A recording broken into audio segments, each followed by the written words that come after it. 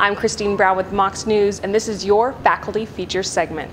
I'm here at the Challenger Learning Center where students are taught to reach for the stars. I met with Director Thomas Patty, who tells us all about it.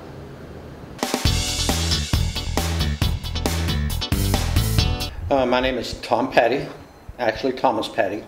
I'm the director of the Challenger STEM Learning Center. Challenger Center became operational in 1994, 1995, so that makes us essentially 18 years old operationally. There's 48 Challenger Learning Centers across the United States. There's 2 in Canada, there's 1 in Korea, and there's 1 in England. So it's basically an international Challenger Center organization now. The surviving family members got together and decided to do something other than create a concrete monument somewhere. They basically wanted a living memorial for everybody to remember that crew by. Primarily, the goal of the Challenger Center concept is to interest middle school students and show them that if they want to stay in the areas of science, technology, engineering, and math, that it's possible. There has been created some mission simulations. A rendezvous with a comet, that was the part of the mission of the Challenger crew before the Challenger exploded. But we deal with students here on the campus. We're aligned under the College of Education, so we have some pre-service teacher, those still studying to become teachers, to come down and participate in programming with those middle school age students who come in, down to the point of facilitating some in our mission simulations, and also actually having the opportunity to do some of the instruction, design and development and presentation to those students that come. Come by and take a look, ask questions. It amazes me sometimes that I see hundreds, if not thousands, of students walk by over the years. And I can go across campus, but this is not just something to the students, it's something to the faculty as well.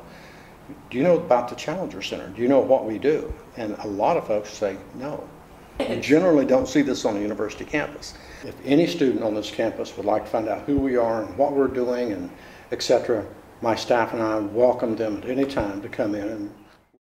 UTC officials have determined that beer will not be sold at Finley Stadium. With Mocs News, I'm Emily Kulick. That is nothing that's being discussed here at the university. It's something we want to pursue. It's something that a reporter at the Times Free Press asked me about a couple of months ago, and I told him that that is nothing that we are pursuing. I don't know if someone in the community posed the question. I don't know if the stadium corporation that runs Finley Stadium brought it up, or if it was just something from the newspaper. But again, it's nothing that UTC was looking at. We are one of the partners that use Finley Stadium, and it's sort of known as the home of the Mocs. But Finley Stadium is actually a community-owned facility, and we actually pay use fees when we have our events there. They asked if it was something that would be considered if it was brought up by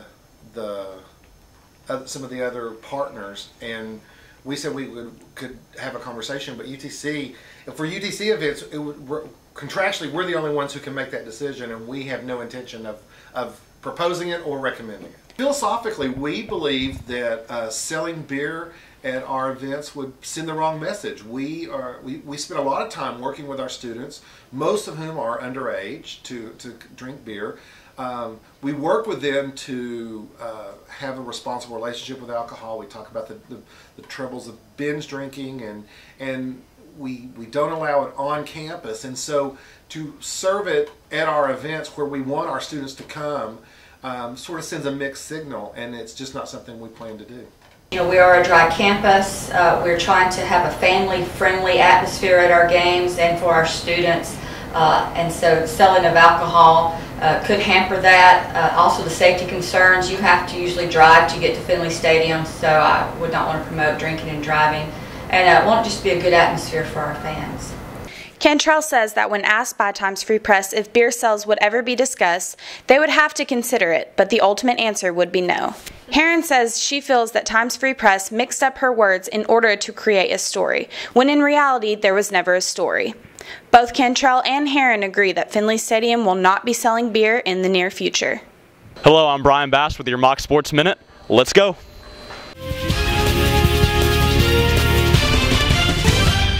Our soccer team and volleyball team each had tough weekends, but they look to get back on track as they head to the coast to face the College of Charleston and the Citadel this weekend. Also, our men's golf team had a very solid weekend as they finished 4th of 15th in the Brickyard Invitational down in Macon, Georgia. I'm now going to go to Matt Cates for your football update for the weekend. Yeah, Brian, the Mocs enjoyed an off week this week to get healthy and prepare for the Paladins as they travel to Furman this week. Kickoff Saturday at 1:30. Guys, the weather's getting colder, and that means it's basketball season, and the Lady Volunteers are coming to McKenzie Arena to kick off our girls basketball season. Now, tickets are going to go on sale October 15th right here in the McKenzie box office. Monday through Friday, you can pick those tickets up anytime between 8 and 4. We'll see you here to watch the Lady Volunteers take on our Lady Mocs.